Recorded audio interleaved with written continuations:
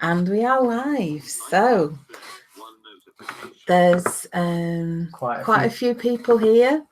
Dave the Wood Barber, Leona Fay, Templeboy Turnings, Joe's Bow Boutique, Wayne the Woodturner, Wagger, Maggie. I think that's everybody. Good evening. Good evening, everybody, and welcome. So here we are, and as you might have seen, we have Steve Twydell with us tonight, and he's going to be our first guest for Maker Monday. Yay! So welcome, Steve. It's great to have you with us.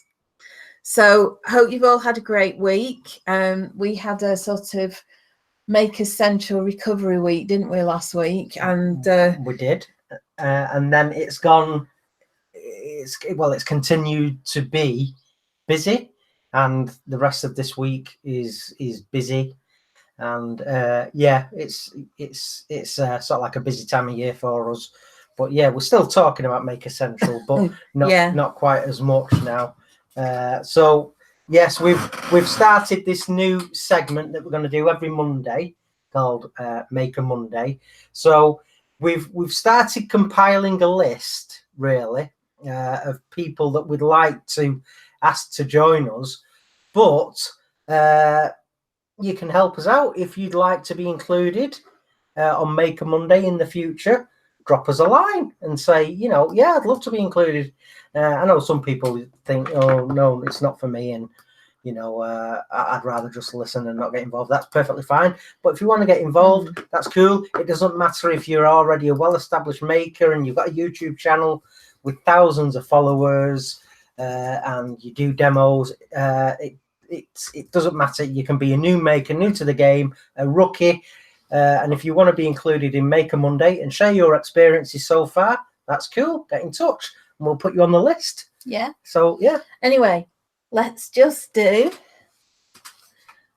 At Home with the Fishers, episode 7, starring Chris and Nicola Fisher, and guest Steve Twydell, aka Templeboy Turnings. Yeah. So, Yay! Thank you for joining us. It's great to have you here.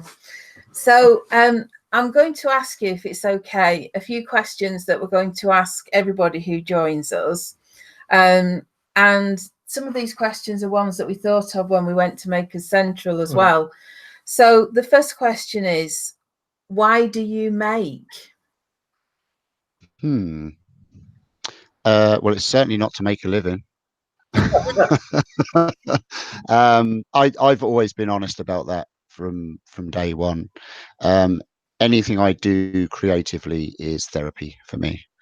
I suffer from depression, and I can have some really dark days. I have done in the past, and making is a way of releasing that and just kind of getting out in the workshop, being left alone and working my own way through things, and you get something kind of nice at the end of it too. That's a part of it, fraction of it. That's what it was to start with. Yeah. But then with making comes a community slowly. Yeah. And over the last 4 years, community isn't just a community, it's become a family. And so it all kind of comes in the one package. It's kind of all therapy to me, because now I don't have to just rely on being on my own in a workshop, turning something and creating something and just forgetting about everything that's going on around me. I can say, do you know what, lads, I'm having a really bad day. I'd love to chat to someone. And you'll have 10 people straight away on Messenger. You okay? You okay? Can I talk to you? Yeah. And that's it all comes together. I never knew that would exist ever when I started making, to be honest with you. But yeah, that was an easy one to answer. So one of my questions was, what has the maker community given you? So obviously it's given you some of that community and other people for you to chat with and engage with, and presumably people who are doing similar stuff. And I think, well, the maker community, it's like-minded people. Yeah. What hasn't it given me? I I suppose I could list off words. It's given me purpose. It's given me love. It's given me encouragement. It's given me skills. It's given me praise. It's given me a family. It's given me a lot of friends.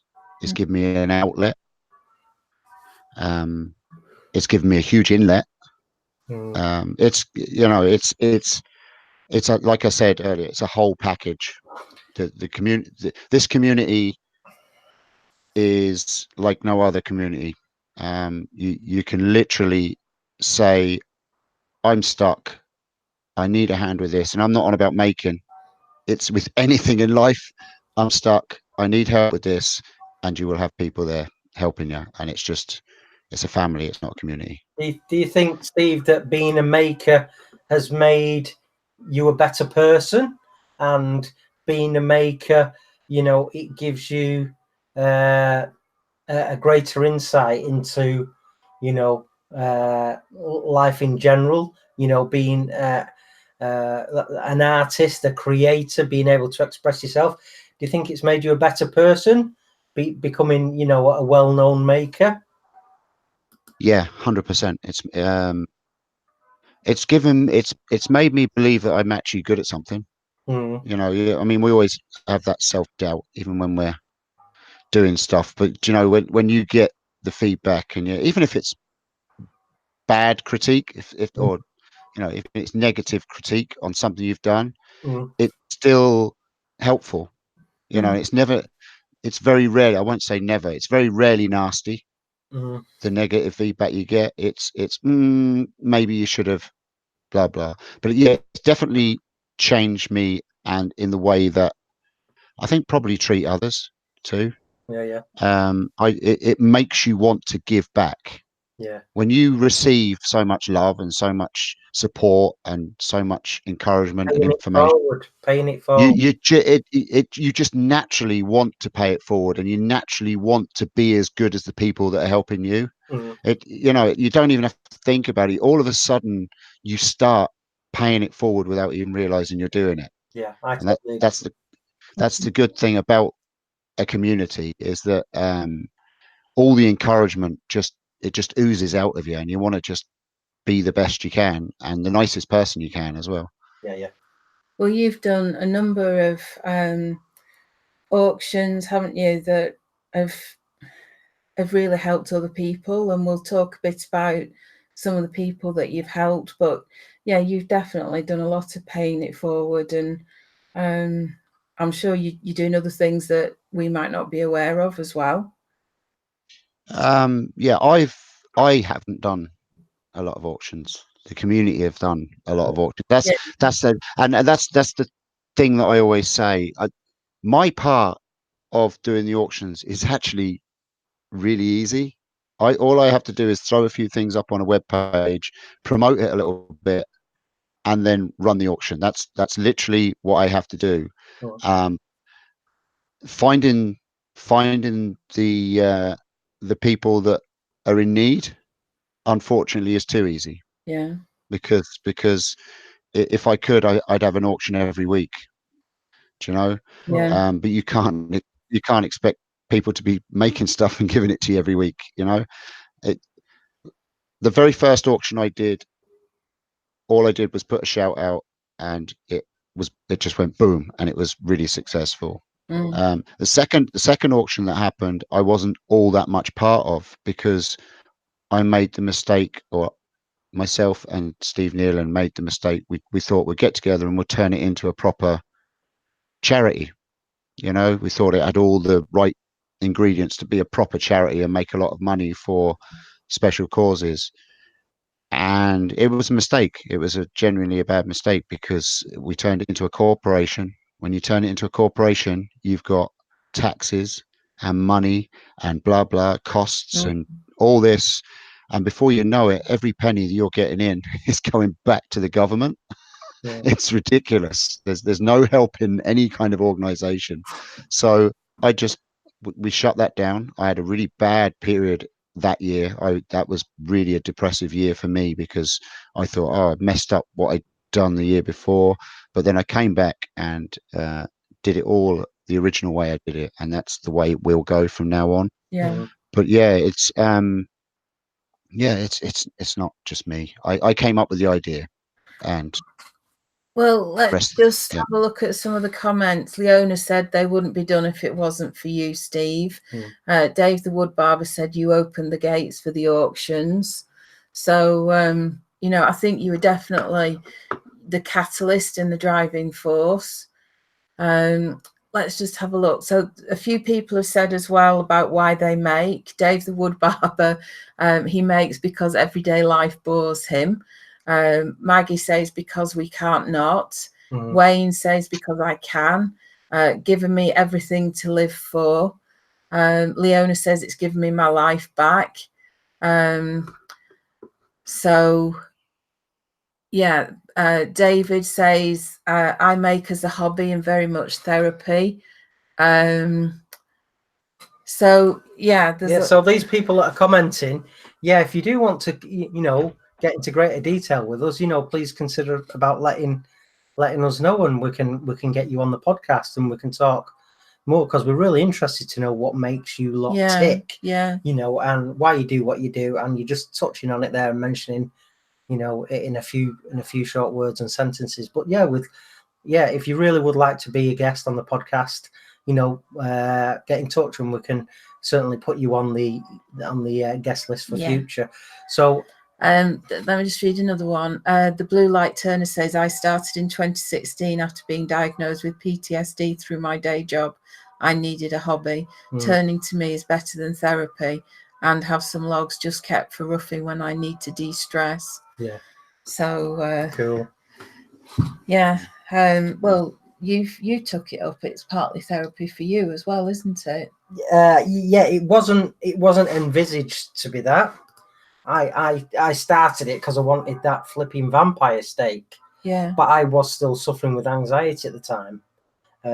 Not at the worst point that it had been, where I was, you know, potentially, you know, thinking of doing some daft things. But since then, I've realised how much of a stress reliever it is, how much therapy it is, because when you're in the zone, and we've said this, and I've said it, when you're in your workshop working on a project, and you know you're trying to create something, you don't think about anything else. All you're thinking about is that project and how you want it to look, and you know what you're going to do next, and keeping safe. And you don't worry about anything. You're just there in the moment, and nothing else matters. And that's great, because you just let go of everything and you can really let yourself fly, you know. So it's great. It is great therapy, but I didn't start it out to be so. It's just evolved. It became that.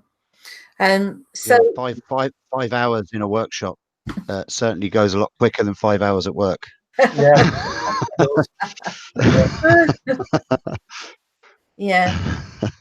So Steve, what sort of things do you love to make?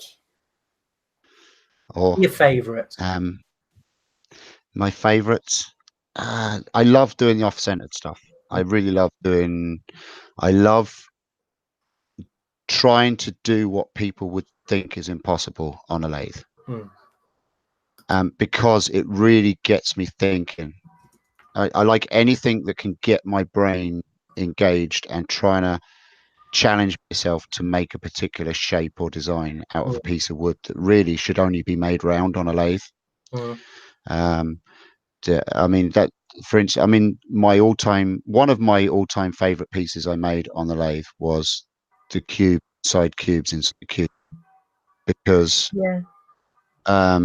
it was actually a friend of mine that tagged me. He's actually my tattooist in the UK. He said, "Oh, I bet you can't do this," and he sent me a video of Bronze. There's a channel called Bronze. They're a Russian channel, and they're metalwork machinists. And they did it on a metalworking lathe where they made an aluminium cube inside a cube inside a cube. And he said, "Oh, you can't do that." And of course, whenever someone says that to me, right. So that's what I did. I worked it out, and when I came away with that, it was just it blew my own mind to think that I could make squares on a lathe. So yeah, anything that challenges me or that is just weird, like bananas. Yeah. Yeah. Cool. So tell us something that the maker community doesn't know about you. Yeah, and I did say that, like, that's actually a really hard question for me, because you could ask anyone. I know everybody that's out in that chat, and any one of them will tell you that I wear my heart on my sleeve. I don't hide anything from the community that I share with. And again, that's part of my therapy. I know that I can say stuff to them live, and it matters not to them, because they've probably seen it and done it 10 times, 100 times over. I suppose and we're going to be talking about that, I know, Nicola. I suppose the one thing that a lot of people probably didn't know in the maker world is that I do write a lot of poetry. A lot of poetry. I do love. I read nothing. I've probably only ever read. I suppose this is one thing that people don't know about me. I've probably only read about 2 books from cover to cover in my life, and that's including school books.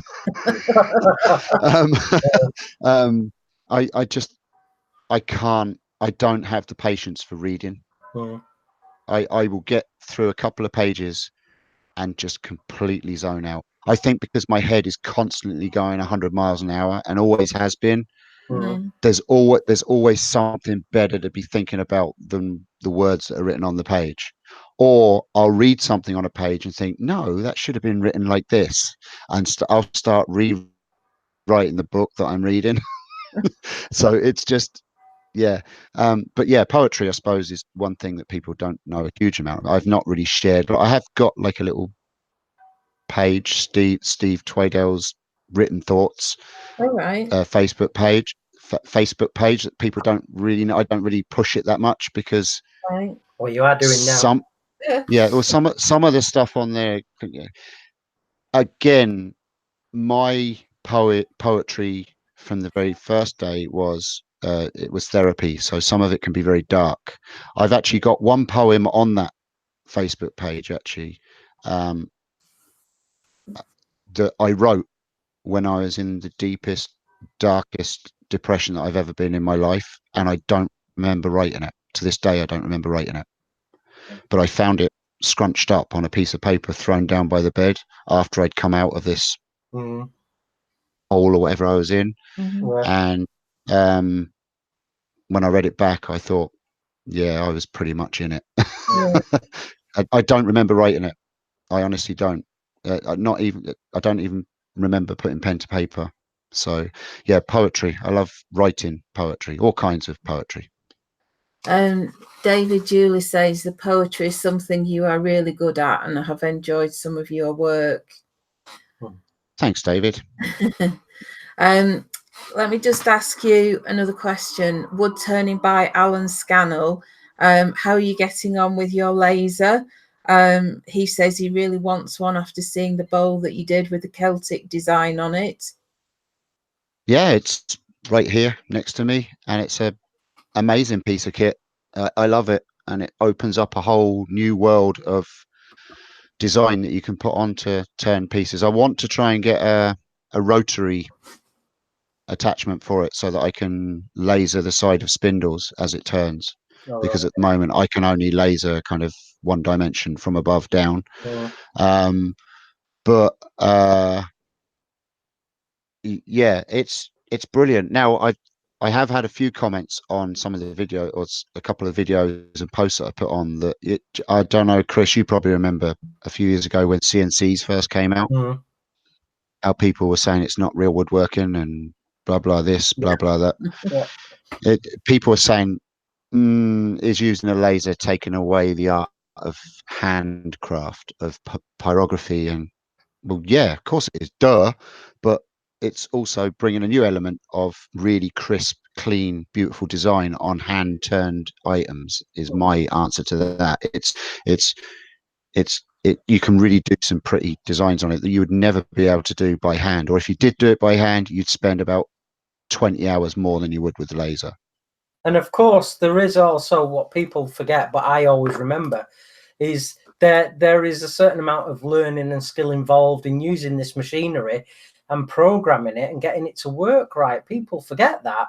You know, you don't just yell commands at your laser and say, print a Celtic knot, I'm off to the pub. You know, there's skill and knowledge involved in operating this new kit. And people forget that. And I appreciate the work and learning that's gone into using these machines. Well, this is what Alan's saying. You also need to learn how to use it, and that is still crafting. Yeah. It's just a different way of doing things. And this is how we evolve. I had to literally teach myself how to use Inkscape, and I also got the 3D printer, so I had to teach myself how to use Fusion. So, do you know, I'm a visual learner. That's why YouTube is so important to me. It's an amazing tool for me, because if someone was just to say, right, Steve, this is how you use a laser, this is how you program it, yada, yada, yada, yada, yada, yada, yada, it would turn into them saying bangers, sausage, beans, little puppy dogs running in a field of poppies, because my mind would just wander into stuff and into oblivion, and I'd get bored. It's pretty much like reading a book. But if they actually show me, I would probably more times than not get what they're showing me first time. Right. Yeah. I'm lucky enough to be able to say, oh, right, well, that's easy. And then that really annoys them when I say, oh, that's easy. But yeah, I'm one of the lucky ones to be able to do that, to kind of see something done for the first time and then give it a go. I might not master it the first time, but I'll have a fair idea how to do it. Yeah. No, I agree. I mean, I'm much more of a hands-on person, and I'm one of these people, I'll never read the manual. I'll just sort of figure it out and work on it, and that's how I like to do things. In a way, we're similar, because I can't read the manual. No, you can't. So yeah, I have to sort of like reverse engineer everything, whether or not it's by touch or mentally. So were you a visual learner, Chris? Well, I'm sort of like a mixture. I do like, you know, academia and things like that, but and I love reading on lots and lots of different subjects, you know. But yes, I was a visual learner, but let me just say, you know, more hands-on, but very similar to the medical model, see one, do one, teach one, which is really what you've just described. So that's how sort of like a lot of doctors really get on with what they're doing. It's see one, do one, teach one. So yeah, I did used to like that way. Dave the Wood Barber says most manuals are in a different language anyway, so no point in reading them. Leona says she has to do to learn. Maggie says show me, don't tell me. So yeah, I think it's well, true. Most people. It's probably a maker thing as well. There's probably something in the way. Give me that tool. Brains are wired. Put it in my hand. Let's get down to the fun part. You know, let's start messing around, and let's start experimenting, and let's start burning and blowing things up, and you know, screwing things together. You know, let's get our hands dirty. It's that, isn't it? So yeah. So I read manuals. I just saw in the chat there about read a manual last. I actually read manuals to see if I got it right, so that I can go, no, I didn't need you. It's just like a big confidence boost for myself. That's why I read manuals only. Yeah, Alan says I usually show the new guys in work what to do, and I find doing is better than reading. Yeah, 100%. Yeah, I think so as well. So if we just go back to the poetry, you've written a poem this week in collaboration with Andy Berkey. He's done a picture of, I'm not sure if it's a sunset or a sunrise, but a sunrise, but a lovely sky and lovely sun. And you wrote a poem inspired by that photograph.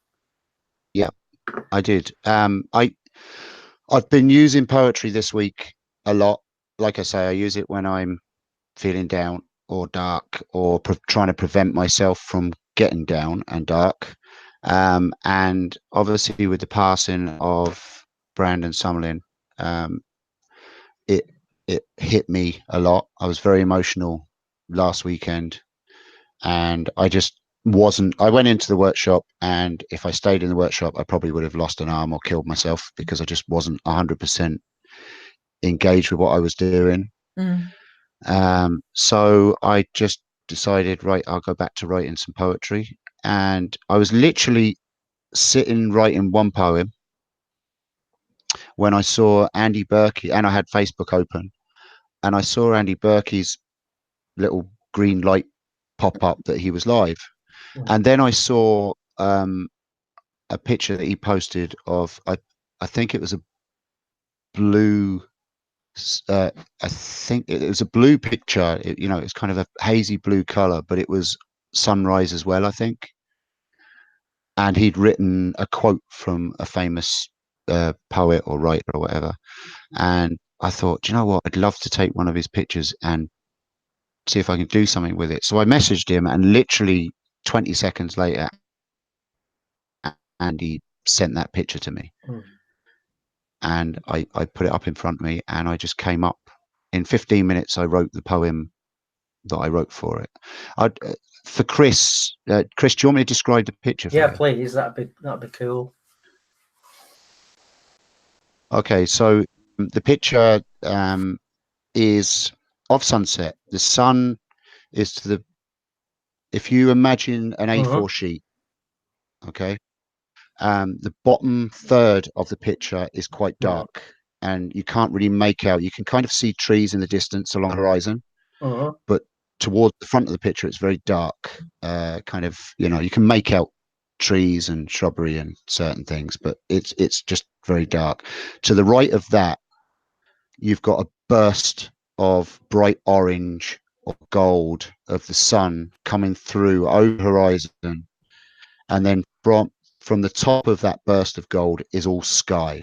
And as you move up from the sun, you've got pinks, greys, browns, for the middle third of the sheet, with some blue cloud to the left.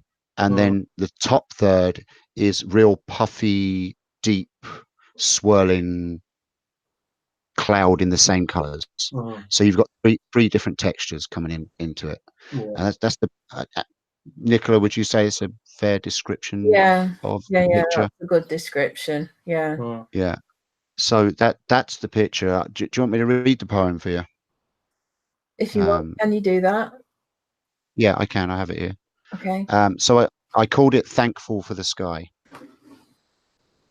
Now I might get emotional reading this, so forgive me.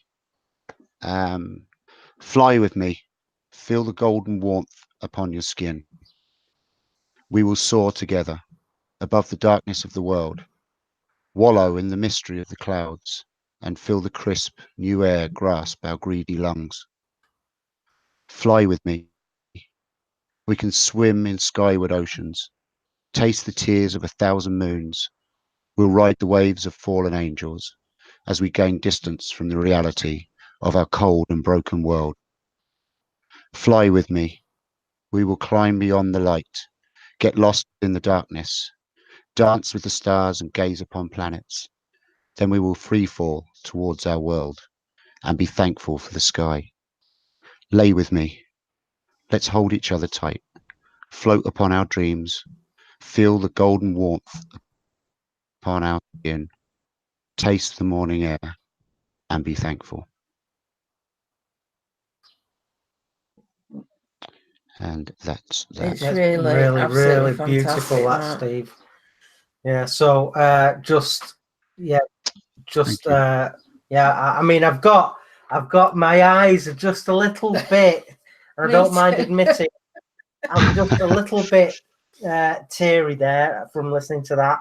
And it's a great poem, and it's made me feel quite emotional. That so when a blind man cries. Great song. I mean, a lot of people thought that I wrote that for Brandon.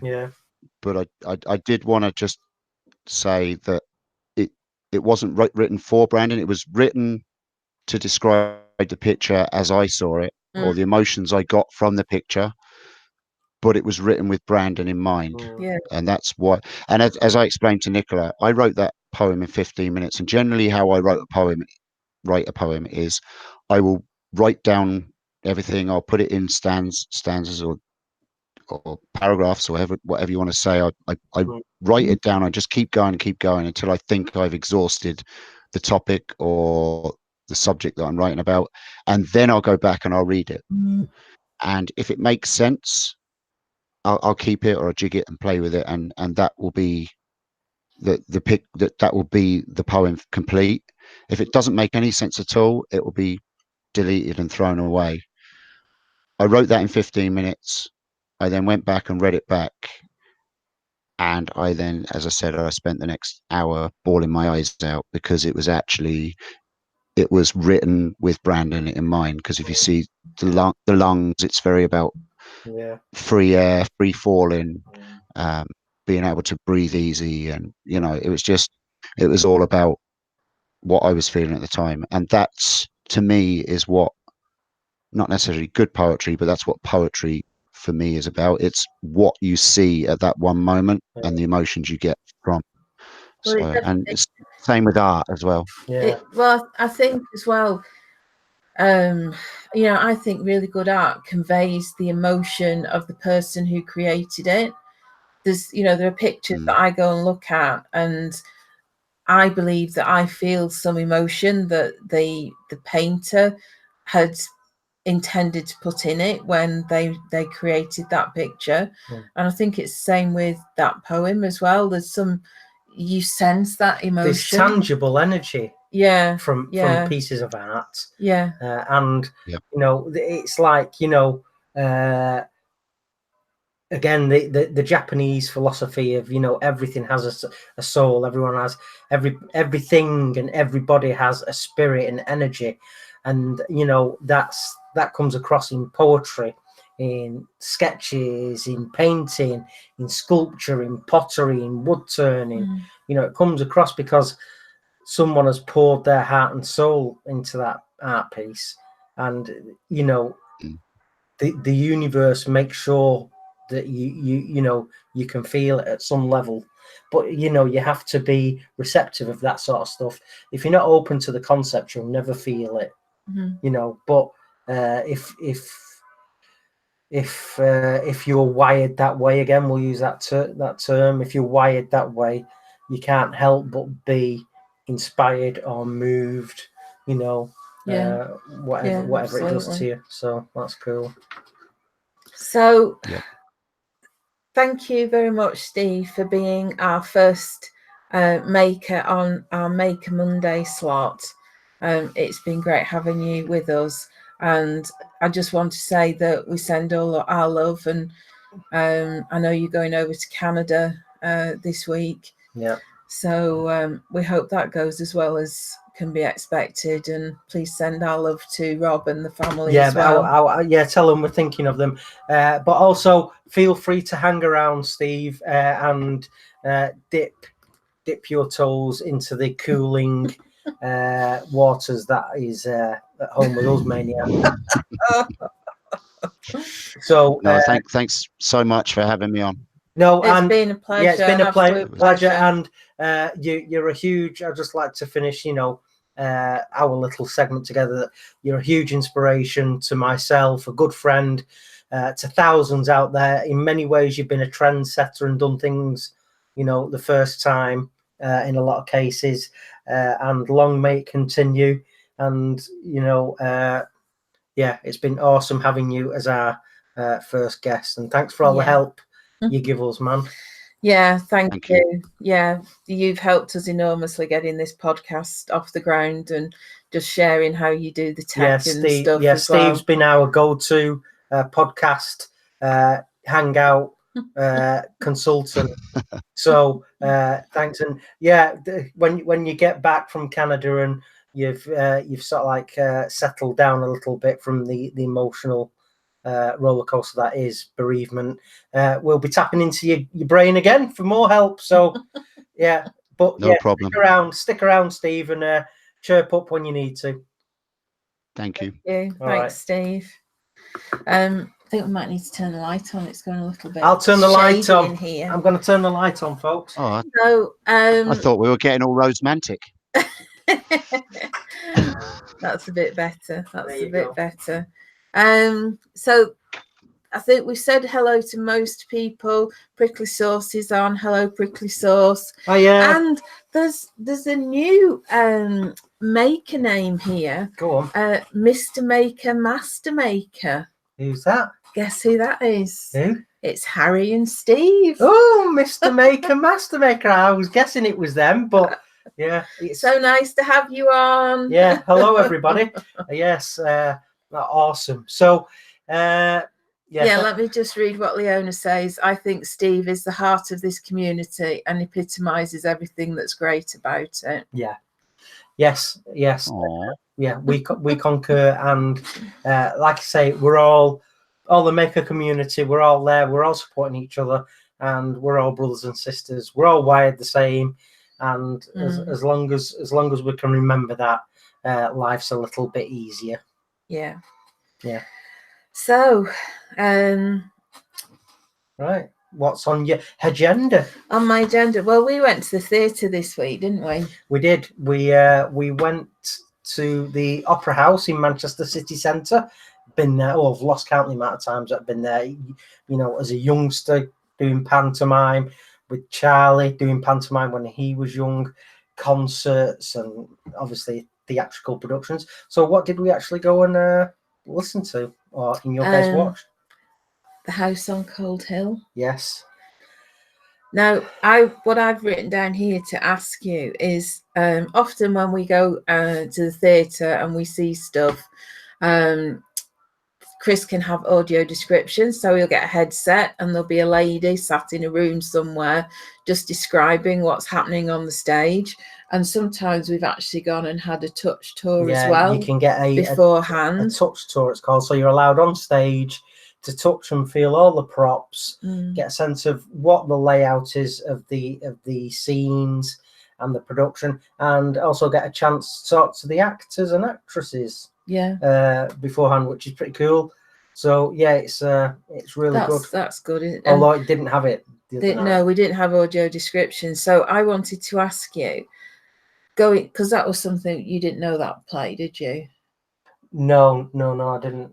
So what was it like actually listening to that but not knowing the story? And how much did you miss the audio description, and did you think there were bits that you struggled to follow or anything like that? Well, no, I missed the audio description because it fills in things like, you know, what the set's like, and, you know, what the props are like, and what the people look like, and, you know, the clothes they're wearing. And it really does give you a great mental image as to what the production looks like.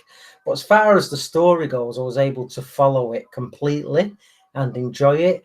Basically, it's a things that go bump in the night story about a haunted house, and the sound effects are quite good. There's a couple of sort of like loud bangs and screeches and wails. So it was a great production, and yes, I was able to follow it and get a lot of enjoyment from it. Yeah, audio description makes everything better, but it was a very enjoyable performance, really. And I completely understood what was going on. That's good. Yeah, it was good. It was nice to go and see something that was different and we've not seen before. Yeah, we've been to a lot of sort of like things that we already know the story. Yeah, adaptations of very famous plays and things like that, haven't we? But you know, Alan Bennett and I love Alan Bennett. Yeah, even we've been to the BFG, haven't we, and things like that. But yeah, you know, it was very good. I enjoyed it a lot. It's a good night out. Dave the Wood Barber says, "Oh, that's my language. Love haunted properties and places." Yeah, me too. And Leona said about the bells, and I just said, "Yeah, they're every other Monday." perhaps Quasimodo is now a maker, says Blue Light Turner. Yeah. Making a right chuffing noise about it. So yeah, it's a local parish church just down the road. So they have bell ringer practice, don't they, every other Monday? Yeah.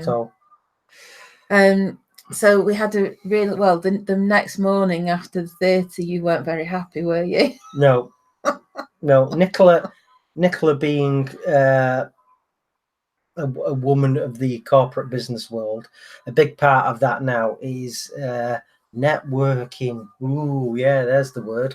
Networking. Now, networking is a great thing to go to because you're talking to other business people. You don't know who you're going to meet. You're exchanging, a bit of a brief about what you do, what you're all about, and what do you do. And it's sort of like speed dating, but for business people, isn't it? It's sort of like you'll chat to one guy and then 5 minutes later you'll talk to someone else and you're exchanging business cards. The thing that I hate about some of these network, and I've told Nicola I'm not doing anymore, and she knows now, because I am not a happy bunny, is we've done an early morning one. That's twice I've had to get up at 5 a.m. in the past fortnight, and I feel absolutely ruined. Now, I know a lot of you out there are going to be saying, "Oh, what are we? I get up at 4:30 all the time because I do this and I do that." I've done it all. But since I went blind and suffered with the really bad anxiety, my system doesn't like having to get up and get out quick. I feel I don't feel well, really. It makes me feel unwell now, getting up early and getting out within an hour. And it's to do with being blind and being in a routine and being rushed. So yeah, I was up at 5 after the night after the theatre, 5 a.m. to go networking, a breakfast. The event really was a great event. That early morning stuff, you can keep it. I find it offensive, if I'm honest. Well, I'm not booking anymore. You're not going to afternoon anymore. Networking and evening network. And what did we do that evening? We went to the Public Speakers Association. Yeah, well, is it public or professional speakers? PSA. I think it's the professional. Might be professional. Yeah. So we went to the PSA anyway. Yeah. So I was up at 5 a.m. and then in the evening we attended. These are at opposite ends of Manchester. And then in the evening was at the Professional Speakers Association, sort of like weekly or monthly gatherings. So you listen to public speakers and people that do after dinner speaking, and great event as well. And you do learn a lot. And this is really we're trying to really up our game, not only just sort of like wood turning and demonstrating, but we want to get into more public speaking and motivational speaking and things like that, and I love doing it. So we're hitting the classes at both end of the day hard. So that was a full-on day. That wasn't it? It was, and it's always sod's law. You can't predict these things. You book one thing and then something else crops up, and it's like the theatre. That was sort of a relatively late booking, and other stuff had already been booked in, and it's always sod's law. That was a frantic 24 hours. It was, yeah. And then yesterday we were in Scunthorpe, North Lincolnshire Wood Turning Association, their annual seminar. So I was their guest turner. That was a great day. We went down Saturday afternoon, booked into the hotel, and so we were there really in the vicinity. We had a nice relaxing night, didn't we? Had a nice meal, got to bed early. Yeah. And then it was just a 5-minute drive to the venue, which is, again, the ubiquitous community hall. But it was great. I was there all day. I was the only turner. And great bunch, a lot of banter goes on there. It's a big giggle. They put on a lovely buffet, and so we were treated to a nice dinner, and it was a great day. So I demoed there in the evening last year. Then they asked us back for the seminar, which was on yesterday. Yeah. And then while we're there, they booked us for next year. Yeah. So it's a giggle. It is a giggle. They are a really good group of people, aren't they? Yeah.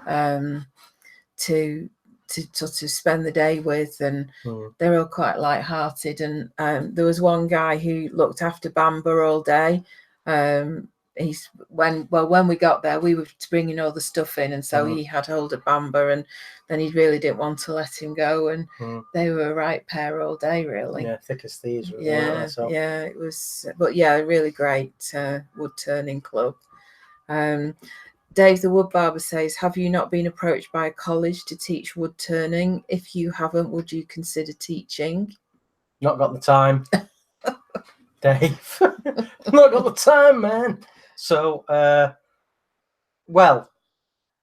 it's one of those, never say never, but at the moment I haven't got the time. We're too busy trying to grow the Blind Woodturner and, you know, earn a living. And, you know, we're doing other things at the minute. You do some teaching though. You've had some people. Yeah, I do teach, and I've had students here, and you know, both you know, beginners and advanced, and Mike Newman, who was completely blind. We did a couple of projects that day with Mike. So yeah, I have had students here, and never say never. But at the moment, got too much on.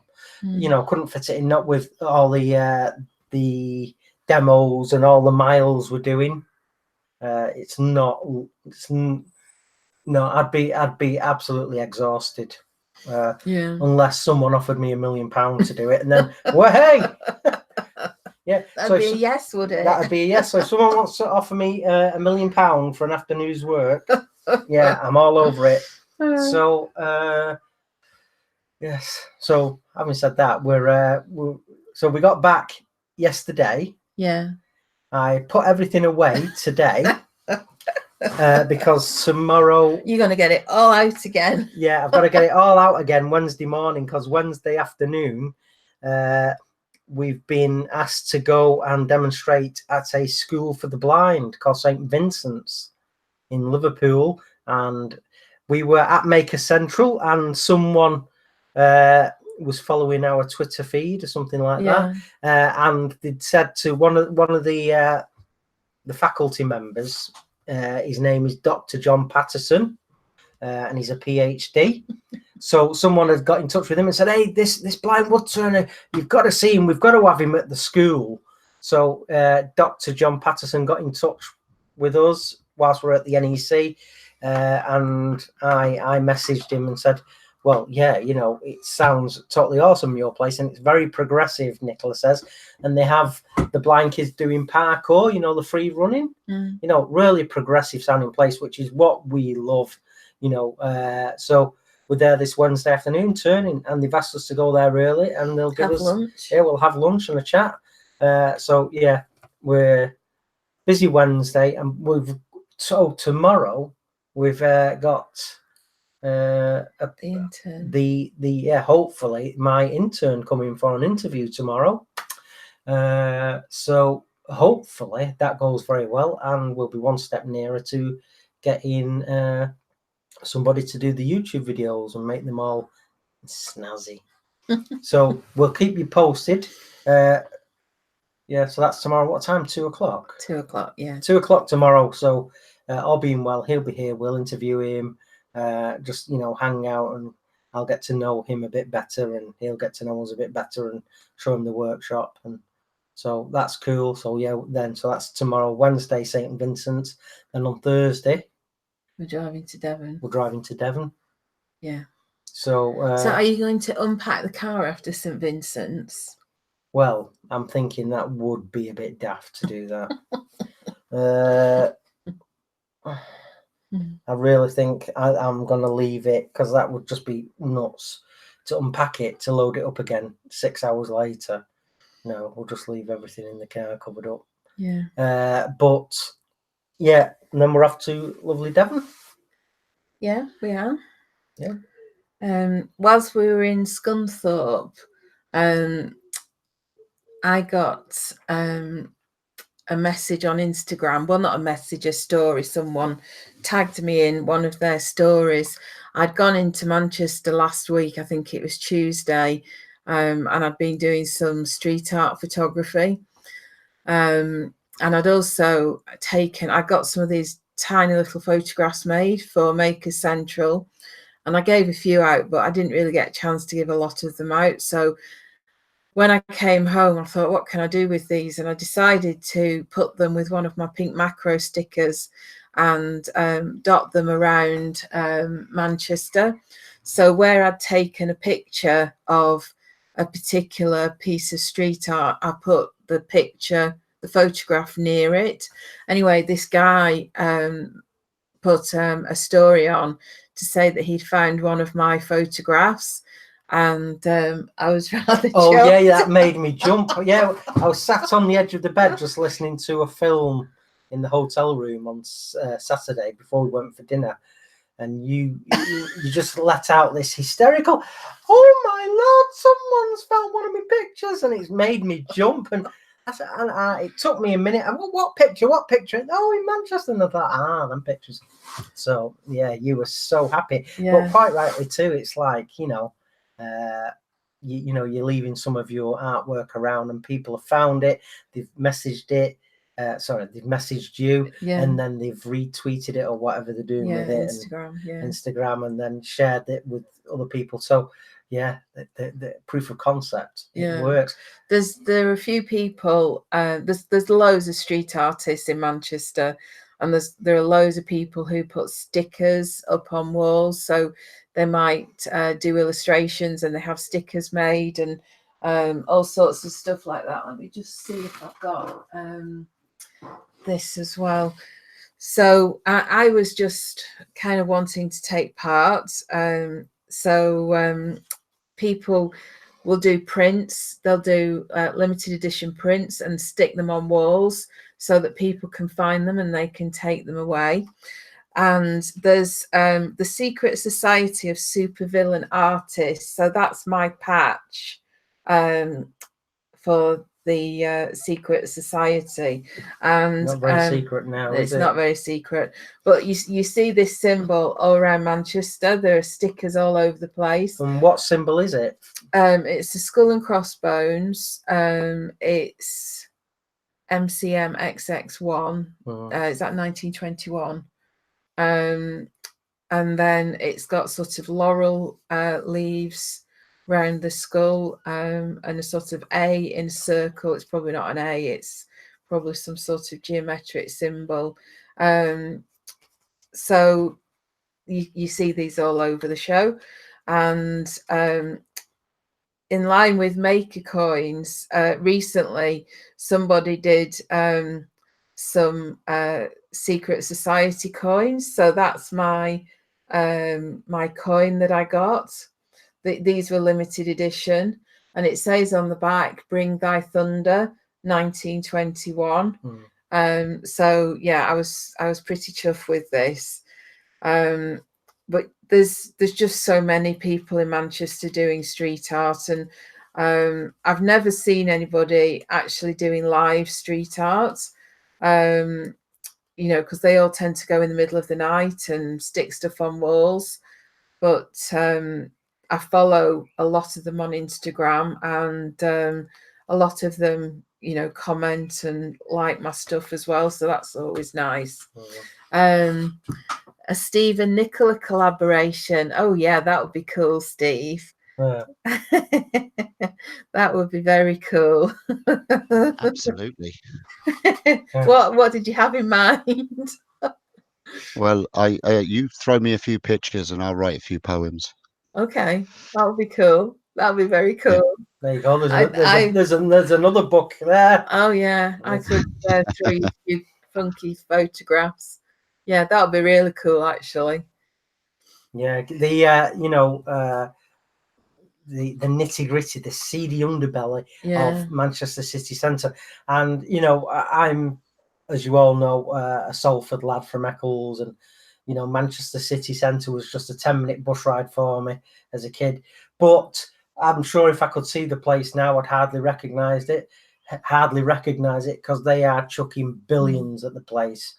You worked, for many years in Manchester. Your office was at Churchgate opposite the Palace Theatre, and it's just construction city, isn't it? It's like, the thing that kind of grieves me a bit about Manchester now is there are a lot of old buildings that have fallen into a bit of a state of disrepair, and there are quite a lot that have just been knocked down, and I suspect some of them have just been allowed to deteriorate to such a degree that they have to be demolished.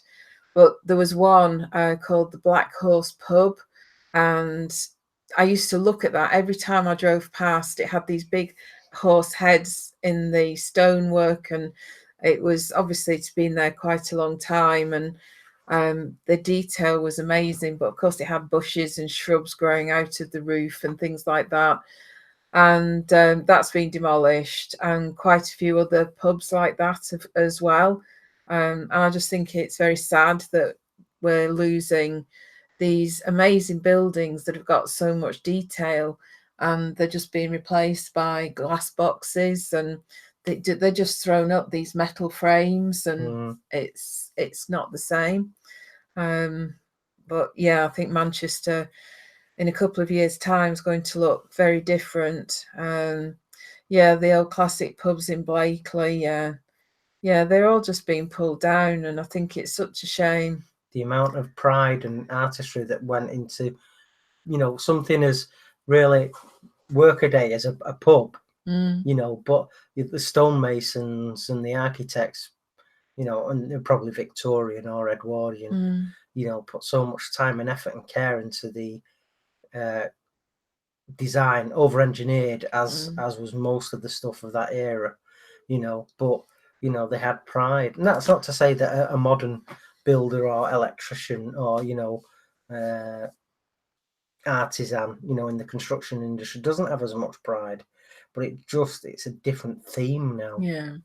But a lot of people love it. A lot of people want to be in a modern self-contained apartment in the city centre.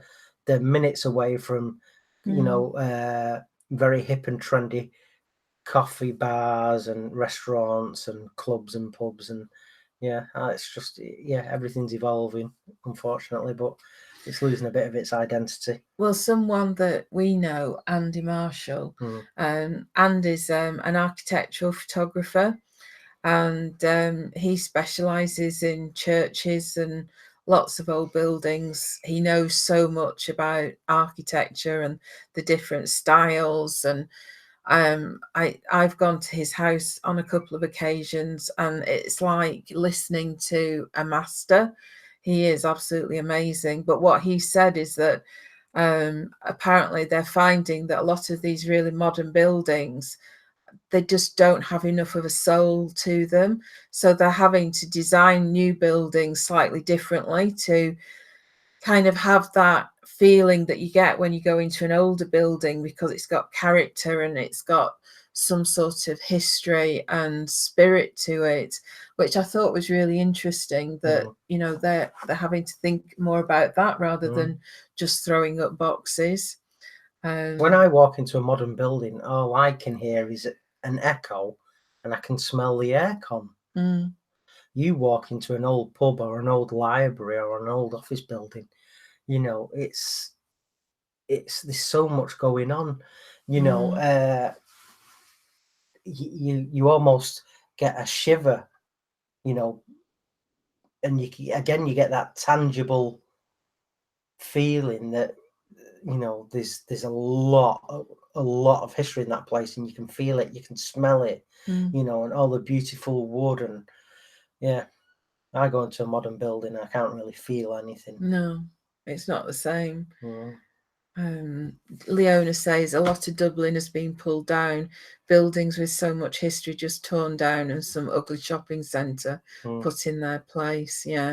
It's such a shame, and I think history can't be modernised. I think in a few years' time, people are going to look back on what's been pulled down and really regret what they've done, and that they didn't preserve it. So what else have we got to talk about? I think that's maybe most of the things now. I think we've covered the week and we've covered what's coming. How's everybody been? Has anybody done anything special this week? Anything they'd like to share? Anybody got any questions? I'm just conscious there's loads of comments and I've not managed to read quite a lot of them tonight because you were all busy before we joined. Let me just have a look. See. Leona got a new lathe.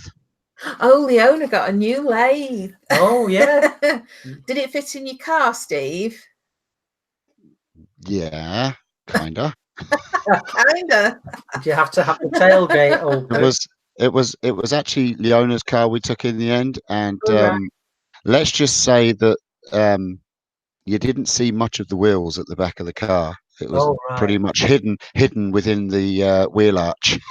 It was pretty much to its maximum on suspension. Yeah, we had two lathes, a whole demo kit, and I think there was a compressor, an air cleaner. There was all the stuff in that car. Yeah, it was madness. So how is it, Leona? Have you used it yet? Let me just scroll down. I've scrolled up to the top. What model was it you got? She says it doesn't fit in the shed. Oh, build a new shed. Blue Light Turner says one of the reasons why he demonstrates at a history museum, heritage skills, old buildings, and lots of history. Next weekend he has 3 days demoing there. Yeah, that's great. There's nothing quite like it. A strange one is there is a castle in ruins near where I live, and it's next to an 11th century church. When the bombs were dropped in World War I, the castle got totaled, but the church was untouched. Wow. Wayne the Woodturner, it's the Axminster 1628. Oh, their biggest selling machine, I think. Leona says it's great. I love it. Yes, new shed in the works. Oh, hi T plus G Making. How are you? Good evening. Glad you could join us. I do know that that's Axminster's best-selling lathe, and I'm sure you'll be very happy with that, Leona. And flipping heck, yeah. I'm not jealous at all. Yeah, there's not much you want. Yeah, is your lathe getting a few rattles and clunks, Steve? Because I think Richard said my demo lathe died. I killed it at Maker Central. Yeah. That died. The bearings are shot on it, and the motor the wires in the motor melted. It didn't stop. It was going the full show both days. It didn't stop. It was never switched off, so I don't blame it dying. But it's done several million hours work before that.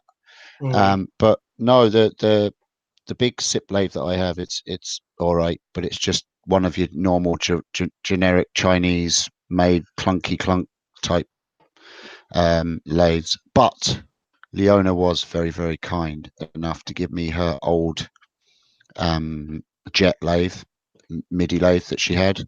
It needed a little bit of work doing to it, not too much. It's running nicely. So I now have a new demo lathe, which is thanks to Leona, which was very cool of her. Thank you, Leona. So is that like a 12? Is it a 1221, something like that? Is it? Size, isn't it? I don't know jets, but Leona would tell you. There's no numbers on it here. I can't.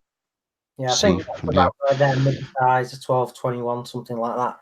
But yeah, it's a nice piece of kit. Yeah. Should serve you well. Yes. Well, I'm starting up a I don't know, is it mini school craft club type thing in the summer?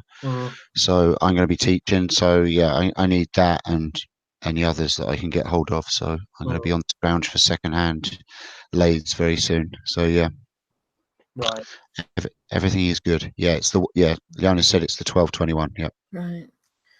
Leona says she's not turned anything successfully yet. Hope you've not had too much of a rough week, Leona. She says she'll turn something before the weekend. So somebody mentioned, and I've seen a post, I think, on Facebook as well, the Maker Fest. Was it you that posted about this, Steve? There's rumours going around about a maker type fest with music and making in the middle of a field type Glastonbury make. Yeah, and I happened to mention that there's a little bit of land around my house that could accommodate said show, so that might happen one day. But yeah, it won't be anywhere near 11,000 people of a show in my field. But yeah, no, but I think it has a good vibe to it. I can imagine generators running and campsites and fires and music and people just doing their crafts around in tents and stuff, and just generally having like a hippie make fest. I think that sounds kind of cool. Yeah. Well, there you go. There's a bit of glamping on the horizon for Nicola. Yeah, I do just normal tents. Yeah, and it would require a shower as well. Yeah, and not that I'm fussy or anything, but well, Steve, that's just put your budget up by a third. hey, that's not a problem. I can punch holes in the bottom of a bucket, no problem. Oh, flipping hell. Well, that's me sleeping on my own with a cow then in a field, and Nicola will be in the local. Actually, yeah, there will be cows present in the fields, but there will be absolutely no sheep present, especially if Mike Walter's coming. All right, yeah. Well, we can always get them trailered in. Yeah, no, it's going to be a sheep, in the river for a wash. That's Dave the Wood Barber. Ain't gonna happen. Never. Hey, the ocean is literally just one field away from me here. You just walk across the field and you fall off into the ocean. So there's your shower. Yeah, I could probably do it'll that. Be Chris, I'm going. Yeah, it'll be Chris. I'm going for a walk. Yeah. And I'll be there saying, well, who's going to look after me now? Watch you all bloody. Yeah. Who wants to adopt a blind woodturner? Hey, you can't get that easily. Yeah, she'll make sure she floats. Yeah. So, anything else? Any more? Or no. Anybody else? Anything else you'd like to say or ask, or anything I've missed that you'd really like to tell us? Or are we calling it an evening? Well, we can just recap what's coming up for people that have sort of like tuned in a bit later, like TNG. Yes, we've had a busy old couple of weeks really so far. We was in North Lincolnshire yesterday demonstrating. Spent today putting stuff away. Tomorrow we're interviewing Matthew. Yeah. The intern. Matthew, the intern. So he's an undergraduate of film and movie making and all that sort of stuff. So he sounds like a very, very worthy candidate. So interviewing tomorrow, and obviously we can update you all next Monday as to what's happening with regard to that. We can let you know how St. Vincent's went on Wednesday, demonstrating at a very progressive school for the blind and visually impaired. Heading down to Devon on Thursday. We're going to hang out with the Axminster crew on Friday. Yeah. And then on Saturday, it's a day's demonstrating in Axminster's retail store in Devon. Yeah. And David, that's going down south, is Axminster, Devon. Yeah. Down south. Yeah. And then we sort of like, it slackens off really, doesn't it, for a week or two? Yeah, did you say? Hopefully. So hopefully we'll get time to clean the car. Talking about the Maker Monday, we'll just give out a shout out for our guest next Monday. Yes. Prickly Sauce. Yes. So yes, we've been in touch. We've already got a list of people who we'd like to have on, and we've already got somebody who's contacted us to say they would like to be on as well. So they will be going on the list, and I will be in touch with you. Yes. Thank you very much. Prickly for Sauce. the message. Prickly Sauce next Monday, all being well. We'll just confirm it, obviously, with Prickly and you guys. But he sounds totally up for it. A great maker, a great guy, and. Yeah, so that's Maker Monday next Monday. So if anybody would like to join us for Maker Monday, please just get in touch. Dave the Wood Barber, cool, we'll put you on the list. Yeah, any maker, that's it. Whatever you do, we'd just love to have you on. So if you've been at it 5 weeks or 5 years, it doesn't matter. Please, if you want to get involved and tell us about your experiences as a maker and what makes you tick as a maker, drop us a line and we'll put you on the list of future guests. So yeah, don't be shy, give it a try. Can I just ask you a question, Chris? You mentioned earlier that you're going to be demonstrating to the visually impaired. Is that right?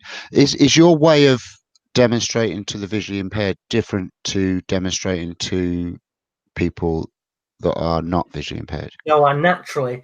I talk when I'm demonstrating to a sighted wood turning club.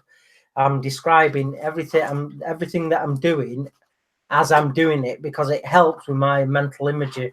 It's getting late. It helps with my mental images. So the more that I can describe as I'm turning, the more it reinforces what my mind is seeing. So, I will be doing exactly the same on Wednesday for St. Vincent's. I'll be letting them hear exactly what's going on, but the difference will be before I even turn. I think I'm going to do an ash goblet. So before I even turn the goblet, I will let them feel the wood and smell it and get an idea of what it feels like before you turn it. So I'm going to make it a bit more sensory involved for them. But yeah, I'll be describing in great detail, as I try to do anyway. And when I'm doing my YouTube videos, I like to tell people what's going on because it helps me as well. So cool. I shall be gabbing a lot. Cool. Well, I'd just like to say thank you very much to Mr. Twydell for joining us today and for being our first participant on Maker Monday. First participant. So thanks for sharing some of your thoughts and experiences with us, Steve. And again, we'll just offer you and the Summerlin family our deepest sympathies, and wherever Brandon is now, he's whizzing through the cosmos, and he's continuing elsewhere. I'm sure of that. Yeah. So it's not the end of Brandon. He's just elsewhere. And also, let me just go back to us a minute. If you just look over there, that piece there is called Orbit. And that was Dave Capasander. Dave Capasander made that as part of the auction for Brandon. So I shall always think of him. Yeah. So. Yeah. Thanks for having me on. First and foremost, it's been an absolute pleasure, and I was very honoured to be asked to be the first guest. It was brilliant, and I will say you're doing an absolutely brilliant job with this, guys. I knew that you would be perfect together in a podcast. You have not proved me wrong. You are both brilliant doing it, and we are really enjoying it. Keep it going. The second episode will shove out next week. Can I also just say two things? I know I'm kind of taking over your show here for a second, but I want to thank everybody that has got in touch with me over the last week since Brandon's passing. I had so much love come in. He's not even my son, but he's my best friend's son.